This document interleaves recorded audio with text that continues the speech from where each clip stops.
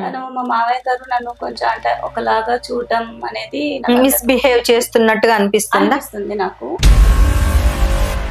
Tea ఇస్తున్నప్పుడు అంటే తాకడం, బాత్రూమ్ లో స్నానం చేస్తున్నప్పుడు అట్లా చూడటము, బెడ్రూమ్ లోకి చూడటం. వాళ్ళకి లోకమంతా పచ్చగా ఉన్నట్టుగానే ఒక మామ మీద నింద వేయటం అన్నది ఈ అమ్మాయికి చెల్లిందండి.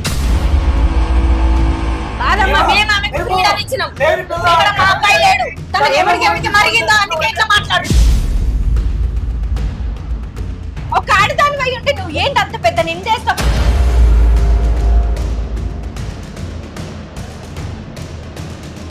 ఇప్పుడు ఆ పిల్ల ఇంట్లో ఎట్లా భరిస్తుందో మీకు నేను భరించలేకుండా. ఇంత బాగా చూసి కట్టాలు తీసుకోకుండా పెళ్లి చేసినందుకు ఆవిడ ఇచ్చింది. ఇప్పుడు తనేమో నాకు కొంచెం తేడా కొడుతుంది అన్న బిహేవియర్ అంతా. అమ్మాయి మాట్లాడుతున్నప్పుడు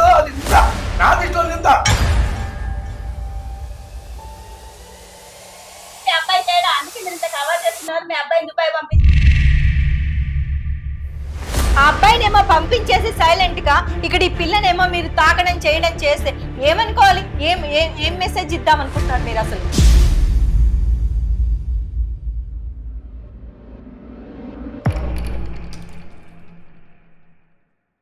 హాయ్, నమస్తే. నేను మీ సునీత. ఆడపిల్ల పెళ్లి కోటి ఆశలతో అత్తగారింట్లో అడుగు పెడితే కట్నం లేకుండా అత్తగారింట్లో అడుగు పెట్టిన ఆడపిల్లకి అంత మంచి జరుగుద్దా? అది వేలల్లో ఒకటి.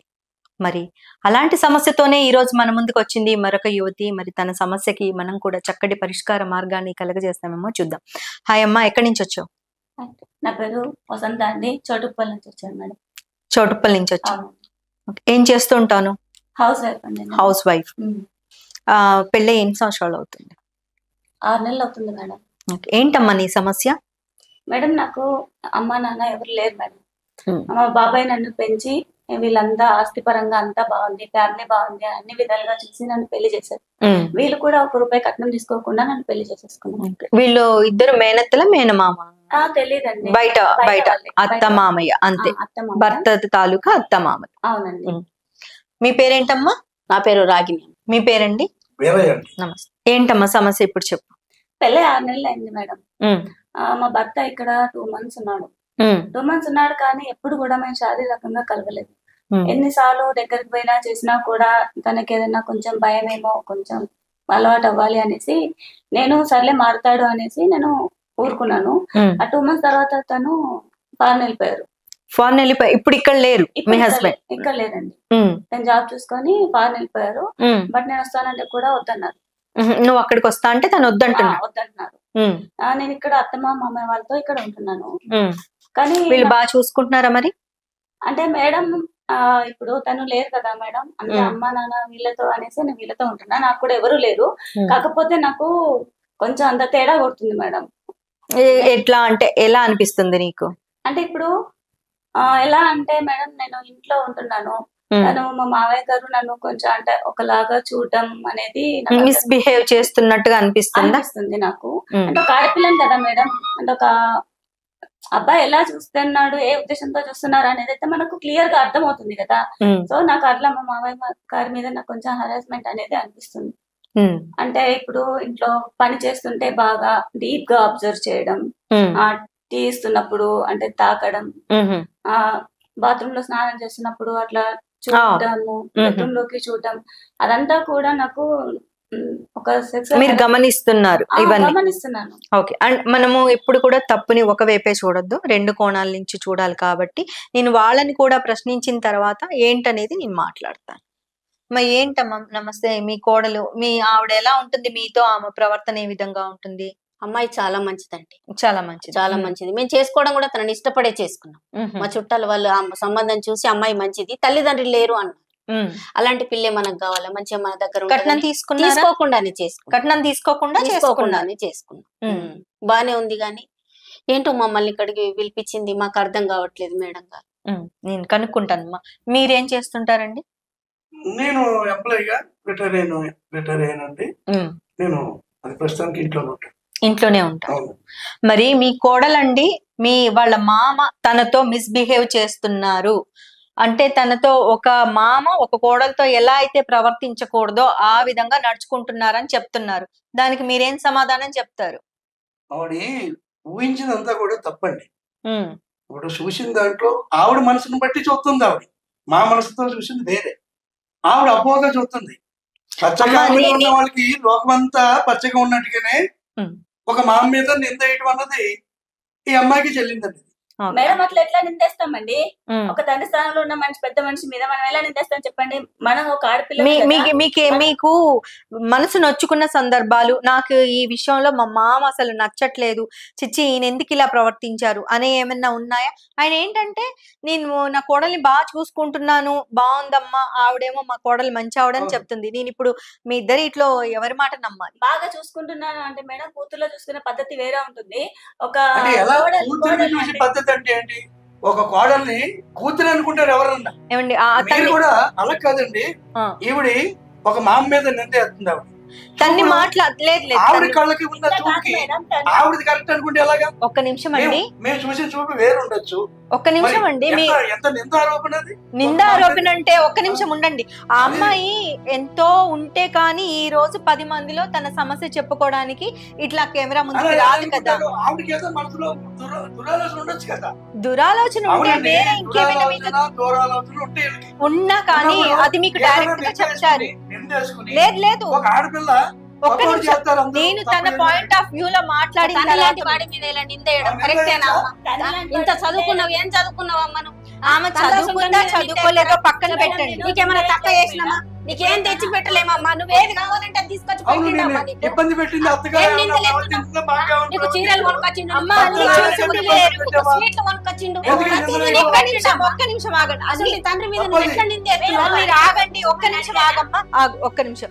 అన్ని చూసింది వేరు, కూతుర్లా చూసుకునేది వేరు, అంతేగాని ఆ కూతురు కోడల్ని వక్ర దృష్టితో చూసేది వేరు. వక్ర దృష్టిగా ఆవిడ మనసు అనిపించిందా, లేకపోతే నేను నిజంగానే వక్ర దృష్టిలో చూసాను? ఆ అమ్మాయి చెప్తుంది కదండి, ఏ ఆడపిల్ల అట్లా నాకు ఇలా శారీరకంగా నాకు ఇలా నొచ్చుకుంటున్నాను, నాకు ఇబ్బంది కలుగుతుంది, నాకు అలాంటి హెరాస్మెంట్ ఉంటుంది అని అమ్మాయి డైరెక్ట్ గా చెప్తున్నప్పుడు మీరు ఎలా బుకాయించేస్తారు? అవ్వట్లేదు కావట్లేదని. ఆవిడ మనసుకి ఆవిడ చూపికి తెలిసింది ఆవిడది నిజాయితీ అని. మా మీద ఇంత బాగా చూసుకున్నా. అవును, ఆడపిల్ల ఇంత దూరం రాదు. మేము ఆవిడకు నచ్చినట్టు ఉండనిచ్చినాం, అదే ఇప్పుడు మా కర్మకు వచ్చేసి. అవునమ్మా, ఇచ్చినాము. తన సినిమా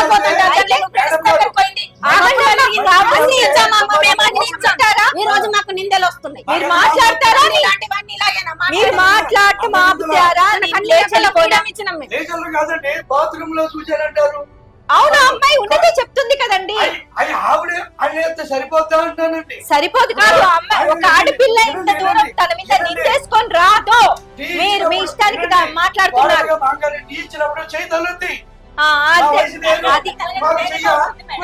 అమ్మాయి వర్షంలో కూడా మీరు వినండి. చెప్తే ఆ అమ్మాయి మాటల్లో కూడా మీరు వినాలి కదా. మాకు చెప్తుంది కదా, తను ఎంత నొచ్చుకొని ఉంటే గానీ ఇక్కడికి రాదు. కాదమ్మా, మేము ఆమెకు ఫ్రీడమ్ ఇచ్చినాం. ఇక్కడ మా అబ్బాయి లేడు, తన ఎవరికి మరిగిందో అందుకే ఇట్లా మాట్లాడుతున్నాం. ఒక ఆడదాని అయి ఉంటే నువ్వు ఏంటి అంత పెద్ద నిందేస్తావు? కోసం బాధపడదు.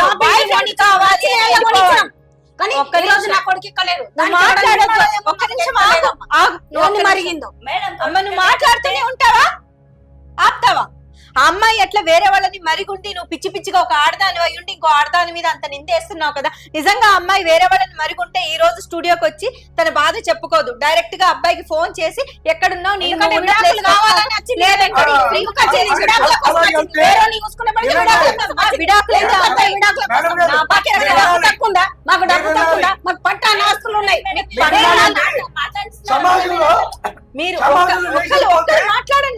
ఇప్పుడు ఆ పిల్ల ఇంట్లో ఎట్లా పరిస్థితుందో మీకు నేను భరించలేకుండా.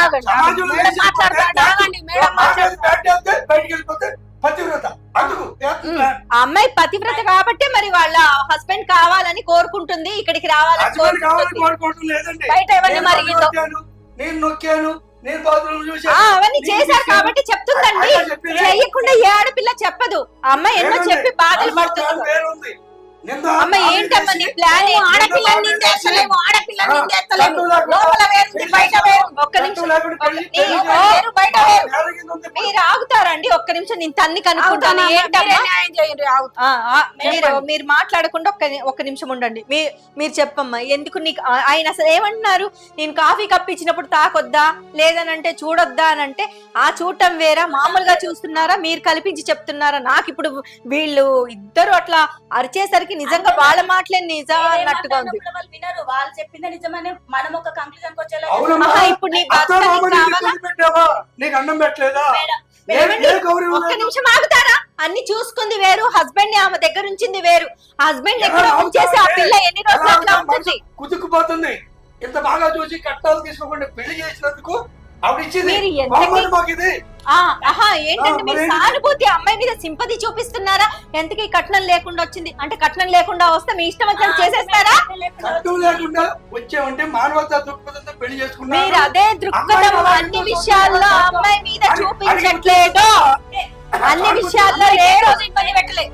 మీరు చేసేదాన్ని అమ్మ ఒక్క నిమిషం బాధ్యత తీసుకున్నా. ఆగుతావా? తల్లిదండ్రులు లాంటి వాళ్ళు నీకు తల్లిదండ్రులు లేరు. నిందలు వేస్తున్నావు. ఒక్క నిమిషం ఒక్క నిమిషం మాకు చెప్పేది విని. మీరు కట్నం తీసుకున్నారని అమ్మాయి ఎంతో కట్నం తీసుకున్నదా లేదా అని అమ్మాయి ఆలోచించట్లేదు. దానికోసం కాదు ఇక్కడ. మీరు ఇంత కట్నం తీసుకోకుండా ఉన్నా కానీ అమ్మాయిని ఆ విధంగా చూసేస్తారా? ఆ విధంగా తాకేస్తారా? ఆవిడ కూతురి కింద తీసుకొచ్చాం మేము కట్నం తీసుకోకుండా. ఏ భావంతో ఉంటాడు మాంగారు? ఇంత సంస్కారంగా అమ్మాయిని ఈ రోజున కట్టడానికి లేకుండా పెళ్లి చేసుకోరు. వాళ్ళ వెనకాల అమ్మాయికి వెనకాల ఎవరు లేరు. ఎవరు లేనప్పుడు వాళ్ళ కష్టాలు ఇది మా ఇద్దరు జాలిపడి డబ్బు జాలి సింపతి ఇవన్నీ చూపించి మార్కులు కొట్టేద్దామని చూడొద్దండి. ఆ అమ్మాయి వర్షన్ కూడా వినండి.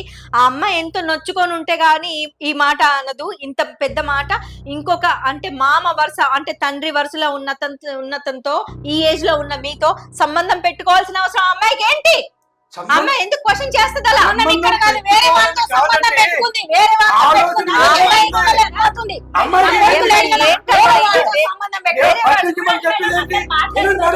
ఒక్క మాట ఫస్ట్ నుంచి మేము చెప్పేది ఏంటి మీకు? అమ్మాయికి పావం భర్త లేడు, పాలను పోయాడు. ఆవిడ కోరికలు తీర్చుకోవడం కోసం బయటికి వేరే వాడి కోసం పోవాలన్నప్పుడు ఆ అమ్మాయి పారిపోయింది అనుకోండి, వాళ్ళ బంధువులందరూ ఆవిడ తిడతారు, కొడతారు. ఊళ్ళో కూడా తిడతారన్న ఉద్దేశంతో అమ్మాయి పారిపోవాలంటే ఒక ఆడది తప్పు చేయాలి, బయటికి వెళ్ళాలంటే ఇంటి ముందున్న గడప కూడా తెలియక్కర్లేదు. ఆవిడ ఇంట్లో వెళ్ళిపోవడానికి ట్రై చేస్తుంది. నింద అంటున్నారు. అమ్మాయి అడగమ్మా, మా చుట్టాలను మా చుట్టుపక్కల వాళ్ళని అడగమ్మా. అమ్మాయిలా ఉంటది. బయటికి అందరు కనిపించేలాగా ఉండరు, బయటికి అందరు కనిపించేలాగా ఉండరు. ఈ రోజు మారడానికి మేము ఇప్పుడే పుట్టలేము, మాకు ఇప్పుడే వయసులో లేదు.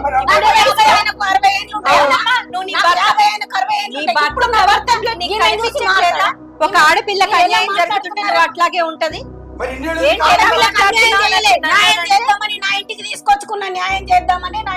న్యాయం చేద్దామని తెచ్చావమ్మా, కానీ అక్కడ అమ్మాయికి అన్యాయం జరుగుతుంది. ఆ విషయమే ఇప్పుడు అందరి ముందు బయట పెట్టడానికి తను నిరభ్యంతరంగా బయటికి వచ్చింది. ఏ ఆడపిల్ల ఇలాంటి విషయాలు అది తండ్రి వయసులో ఉన్న మా మీద చెప్పదు. అట్లా అంతేకాకుండా ఒక్క నిమిషం ఏంటి ఎంతకి మీదే చెప్పేస్తున్నారు. ఆ పిల్ల తరపుని వినట్లేదు.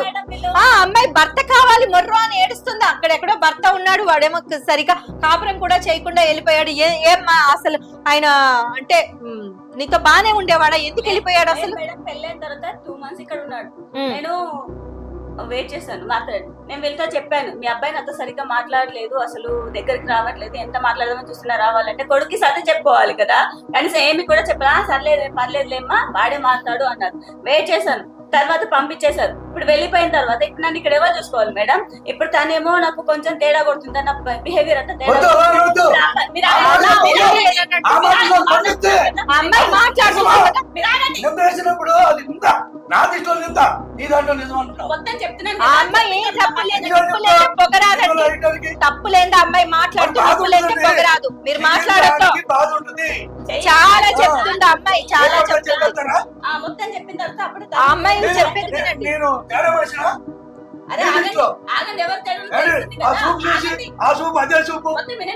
అమ్మాయి చెప్పేది మీరు వినండి. ఒక్క నిమిషం ఆగండి, మీరు మాట్లాడకండి. చెప్పమ్మా. మేడం ఇప్పుడు మీ అబ్బాయి నన్ను పట్టించుకోవట్లేదు, మరి నేను అబ్బాయి దగ్గరికి వెళ్తాను అంటే పంపించరు, నన్ను పిలిపించమంటే పిలిపించరు. అసలు తను నాతో సరిగ్గా ఫోన్ లో వరకు ఎంతో కొంత మాట్లాడతారు. అమెరికా వెళ్ళోడు, లండన్ వెళ్ళోడు పిలిపిస్తే పక్క ఊరు నుంచి అవసరం లేదండి. ఇప్పుడు పెళ్ళయి అమ్మ పెళ్ళయి ఎన్ని సంవత్సరాలు అవుతుంది నీకు? 6 నెలల్లో మీరు అసలు కొత్త పెళ్లి కొడుకు ఎవరైనా సొంత భార్యను వదిలేసి ఇక అసలు పట్టించుకోకుండా ఏకంగా వెళ్ళిపోతాడండి. అట్లాగే ఉంది అమ్మాయి చెప్పేది. రావడం కష్టం ఉంటుందండి అమ్మా, మీకు తెలియదే ఉంది, మీరు చదువుకున్నారు. అవును, అమ్మాయి చెప్పింది ఫోన్లు ఉన్నాయి కదా, కనీసం ఫోన్ చేశారు.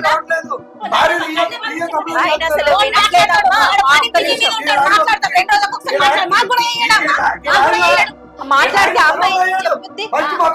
ఒక్క నిమిషం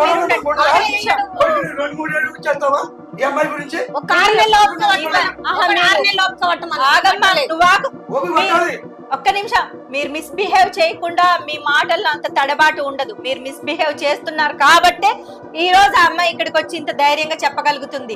ఏ ఆడపిల్ల తనకు కావాలని కోరుండి మామ ఇట్లా చేస్తున్నాడని ఎవ్వరు చెప్పుకోరు. అంతేకాకుండా అబ్బాయి కావాలి ఫోన్ చేయాలని అంటే మీరేం ఫోన్లు అంటున్నారు. ఆ అమ్మాయి నేను సరిగా మాట్లాడను, నేను దగ్గరకు వస్తే పారిపోతున్నాడు అని మొర్రో అని ఆ పిల్ల చెప్తుంది. మీ చెప్పేదానికి ఆ పిల్ల చెప్పేదానికి అసలు పొందనే లేదు. ఆవిడ మనసులోకి వచ్చింది కదా, మోగా మీకు చెప్పింది కదా, వాడు తేడాగా బిహేవ్ చేస్తున్నాడు. 2 నెలలన్నా ముట్టుకోలేదు. ఆ అమ్మాయి చెప్పలేదు, ఇప్పుడు మీరు చెప్పారు. ఆ అమ్మాయి చెప్పింది ఫస్ట్ మీరు వినండి, రికార్డ్ తీయండి బయటికి. ఆ అమ్మాయి చెప్పలేదు, ఇప్పుడు మీరు ధైర్యంగా మీరు చెప్పారు. మీరు రికార్డులు పని చేయండి. రికార్డులు పని చేయడం ఇది కాదు. ఆ రికార్డులు కాదంటే మా ఇద్దరం కూడా అమ్మాయిది మీరు ఏ న్యాయం న్యాయం చెప్తాం కాదండి, అక్కడ ఉంది కాబట్టి అమ్మాయి చెప్పింది. ఏంటమ్మా వాళ్ళు అసలు మాట్లాడిస్తున్నారు, అసలు వాళ్ళ ధోరణి వాళ్ళదే మాట్లాడడం. ఎంతసేపు మమ్మల్ని వాళ్ళు కలవనియట్లేదు. ఎందుకో నాకైతే అబ్బాయి వాళ్ళ అబ్బాయి ఇప్పుడు వాళ్ళు చెప్పారు కదా, నిజంగా తేడా అని ఇప్పుడు నాకు గట్టిగా నువ్వు ఖచ్చితంగా చెప్పగలవా తేడా? ఖచ్చితంగా మేడం. 2 నెలలు నేను పక్కకున్నా కూడా ఏ రోజు తన దగ్గరికి రాలేదు, దగ్గరికి తీసుకోలేదు. నేను దగ్గరికి పోయినా కూడా ఈ విషయాన్ని వాళ్ళు ఎంత బాగా కోటెడ్ చేసి కవర్ చేస్తున్నారు అంటే అసలు బయట పెట్టట్లేదు. మీ అబ్బాయి తేడా అందుకే మీరు ఇంత కవర్ చేస్తున్నారు. మీ అబ్బాయి దుబాయ్ పంపించి కావాలని చేస్తున్నారు. అబ్బాయి తేడా అని మీరు అన్నప్పుడు మేము కోటెడ్ ఏదో రంగేస్తున్నాం, మసిపూసి మరిడిగా చేస్తున్నాం మేడం గారు. మరి తేడా మీకు తెలిసినప్పుడు మళ్ళీ వాడిని ఎలా తీసుకురమ్మని మీరు అడుగుతున్నారు? సమాజం పెళ్లి చేశారు కదండి, అబ్బాయి ఇక్కడికి వస్తేనే ఈ సమస్యకు ఒక చెక్ పెట్టగలం. ఎక్కడ ఉండేది ఈ అమ్మాయి కావాలా? మరి మీరు ఆ ఉద్దేశంతోనే మీరు పెళ్లి చేశారా? ఆ ఉద్దేశంతోనే పెళ్లి చేశారా? అమ్మాయి గొంతు కోయడానికి ఆ ఉద్దేశంతోనే పెళ్లి చేశారా? ఆయన చేస్తున్న దానికి ఇవిడ సపోర్ట్ చేసి భజన చేస్తున్నారు. ఇక్కడ ఏమనాలి మీ ఇద్దరిని? అసలు మీరు మాట్లాడకండి, అసలు విషయం జరిగింది చెప్పండి. మీ అబ్బాయిని ఎందుకు పంపించారు? మీ ఉద్దేశం ఏంటి చెప్పండి ఫస్ట్. అస్సలు కొడుకునికి అన్ని చేయరు మేడం. ఆ అబ్బాయినేమో పంపించేసి సైలెంట్ గా ఇక్కడ ఈ పిల్లనేమో మీరు తాకడం చేయడం చేస్తే ఏమనుకోవాలి? ఏం మెసేజ్ ఇద్దాం అనుకుంటున్నారు మీరు? అసలు ఏం లేదమ్మా, సమాజంలో ఇలా నా భర్త ఒక కోడలతో ఉన్నాడని నేను చెప్పుకోకూడదు, కానీ ఈరోజు చెప్పుకుంటున్నాను. ఉద్దేశం అదేనమ్మా, నా కొడుకు గే కాబట్టి మేము అలా చేసాం, మమ్మల్ని క్షమించు. గొప్ప తల్లివమ్మ నువ్వు. ఆ పిల్లకి కట్నం లేకుండా గొంతు కోసావు, ఇప్పుడేమో ఒప్పుకుంటున్నా అంటున్నావు. అతనేమో ఆయన ఉద్దేశం ఏంటి మరి? ఎందుకు అలా తాగుతున్నాడు? కానీ ఏ తప్పు జరగలేదు. ఇలా ఆమె నా కూతురులా అనుకొని నేను ఇంత దాకా చూసుకున్నా, కానీ ఆమెకు మా బిహేవియర్ నచ్చలేదు కదా. నువ్వు చెప్పేది ఎలా ఉందంటే కత్తితో గొంతు కోసేసి అయ్యయ్యో రక్తం వస్తుందా కారొద్దు అని ఒక తడిబట్ట అడ్డు పెట్టినట్టుంది. నువ్వు చేసింది ఆ పిల్ల పరిస్థితిలో అంతే ఉంది. జాగ్రత్తగా పొడి చేసి నొప్పుందా నొప్పి పడకుండా కాకుండా జరిగిపోద్ది చప్పుడు కాకుండా చేసే చండాలం గుట్టు చప్పుడు కాకుండా అంటే ఆయనేమో పిల్లలకి అనేసి నీకు ఆస్తులు చేసేయాలి. ఒక తల్లిదండ్రిగా మీరండి తప్పు చేసి కూడా అరుస్తున్నారు చూడండి. నిజంగా హ్యాట్స్ ఆఫ్ మీకు. ఏ తప్పు జరగలేదు. ఆ అమ్మాయి ఏ తప్పు చేయని అన్నిసార్లు చెప్పుకుంటదండి. చేతులు తాకాడు, చూస్తున్నాడు చాట్ నుంచి. ఎవరికండి అంతకు మించి ఏమీ జరగలేదు. జరిగిన దానికి చెప్పండి. సంఘంలో మా కొడుకు గే అని మాకు తెలుసు. పెళ్లి చేయకపోతే మొత్తం గే కింద మేము కూడా గుర్తించినట్టు అవుద్ది కాబట్టి అమ్మాయికి అని కాదు, లేనమ్మాయిని మంచి అమ్మాయిలా ఉంది అని మా వంశాన్ని నిలబెట్టుకోవడం కోసం మాకు ఇంకో కొడుకుంటే ఈ సమస్య లేదు. ఈ సమస్య ఏమండి మీ వంశాన్ని నిలబెట్టడం కోసం ఒక మీ కూతురు వయసున్న పిల్లతో మీరు ఎలా అంటే మీ వంశాన్ని వృద్ధి చేసుకోవాలనుకుంటున్నారు? దానికి పోయి ఈవిడ సపోర్ట్ చేస్తుంది కదా. నిజంగా మిమ్మల్ని అసలు మెచ్చుకోవాలా ఏమనాలో అర్థం కావట్లేదు.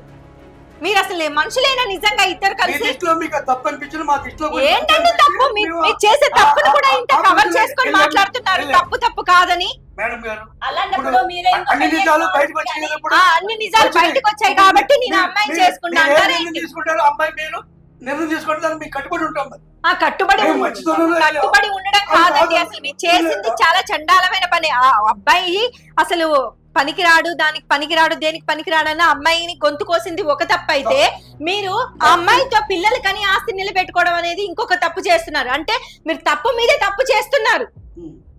అందుకు మీరు అసలు ఇప్పుడు అమ్మాయి ఏం కోరుకుంటుందంటే మీ దగ్గర నుంచి, అబ్బాయి దగ్గర నుంచి డైవర్స్ కావాలనుకుంటుంది. నాకు ఇవన్నీ నచ్చట్లేదు. నా లైఫ్ నేను చూసుకుంటాను. బట్ నా తరపు నుంచి మాట్లాడడానికి ఎవరు లేరు. మీరు న్యాయం చేయండి. మేమున్నామమ్మా, మా టీం అంతా మీకు ఉంటుంది, సపోర్ట్ గా ఉంటుంది. మీకు ఫైనాన్షియల్ గా కూడా మా టీం సపోర్ట్ చేస్తుంది. దాంట్లో మీరు ఎలాంటి అభ్యంతరం పడక్కర్లేదు. మేమున్న బాధలు ఏంటో మాకు ఇప్పుడు చెప్పారు. ఇప్పుడు ఏంటి తండ్రి వయసుతో ఉన్న ఆమె పిల్లలు కనడం ఏంటి, వాళ్ళ వంశాన్ని వృద్ధి చేయడం ఏంటి, నాకు అసలు నిజంగా మైండ్ పోతుంది. మీరు ఇవన్నీ ఇక్కడతో చెక్ పెట్టేసి మీ అబ్బాయిని పిలిపించి అర్జెంటుగా అమ్మాయికి డైవర్స్ కావాలంటుంది, అప్లై చేయండి. ఈ సమస్యకైతే ఇదొక్కటే పరిష్కారం. ఆ పిల్ల గొంతు మీరు కొయ్యొద్దు. ఎందుకంటే ఆ అమ్మాయికి నచ్చితే, ఇంకా అమ్మాయికి వయసు ఏమైపోలేదు కాబట్టి తనకి తగ్గట్టుగా ఇంకేదైనా సంబంధం వస్తే అమ్మాయి చేసుకొని ఆ అమ్మాయి మానాన అమ్మాయి బతుకుద్ది. ఇంకొక విషయం, అమ్మాయి లైఫ్ లోకి మళ్ళీ మీరు తొంగి చూడటం కానీ, అమ్మాయిని హెరాస్ చేయడం కానీ జరిగిందంటే మా టీం ఎప్పుడు మిమ్మల్ని వాచ్ చేస్తూనే ఉంటుంది. చిన్న రిక్వెస్ట్ మేడం, విడాకులు ఇమ్మన్నారు బాగుంది. ఆ అమ్మాయికి మేము పెళ్లి చేసాం అనుకోండి, మేమేమైనట్టు సంఘంలో మా ఎదవా అని ఎదవనే కదా పచ్చి గేగాడు. అవునండి, దానికోసం ఆ పిల్ల అట్లా ఉండిపోవాలా బ్రహ్మచారి అడిగారు విడాకులు చాలు, మేము అమ్మాయికి పెళ్లి చేయడం మీరు చెయ్యొద్దు. తన దారి తను చూసుకుంటుంది. మీరు చెయ్యకండి, తన దారి తను చూసుకుంటుంది. ఓకే అమ్మ, విడాకులు ఇచ్చేసేయండి. మీ కొడుకుని రప్పించి, ఇంకా మీకు అమ్మాయికి ఎలాంటి సంబంధం లేదు. దయచేసి అమ్మాయి జీవితంతో ఆడుకోవద్దు, అంతే. మీకు మీ అందరికి తెలియజేసుకునేది, నీకు ఎలాంటి భయం లేదమ్మా. మా టీం అంతా నీ వెనకాలే ఉంటారు. నీకు దగ్గరుండి విడాకులు అయిపోతాయి. నీకు నచ్చిన వాళ్ళతో నువ్వు మ్యారేజ్ చేసుకుని నువ్వు హ్యాపీగా ఉండు. ఈ ఊర్లో కాకపోయినా ఇంకెక్కడున్నా కానీ నీ జీవితం నువ్వు లీడ్ చేసుకో. వీళ్ళు ఇంకెప్పుడు నా జోలికి రారమ్మా, రారు, 100% రారు. ఏమొద్దండి, రారని నేను చెప్తున్నాను కదమ్మా. ఓకే, రారు. నీ లైఫ్ నువ్వు లీడ్ చేసుకో, ఇంకా అంతే. ఓకే, చూసారు కదండి, ఒక ఆడపిల్ల సమాజంలో తన జీవితాన్ని నెట్టుకు రావాలంటే ఎన్నో ఒడిదుడుకులను దాటుకొని రావాలి. మరి ఇంకొక సమస్యతో, చక్కటి పరిష్కారంతో మళ్ళీ ఇంకొక ఎపిసోడ్లో మళ్ళీ కలుద్దాం. అంతవరకు సెలవు. మీ సునీత, నమస్తే.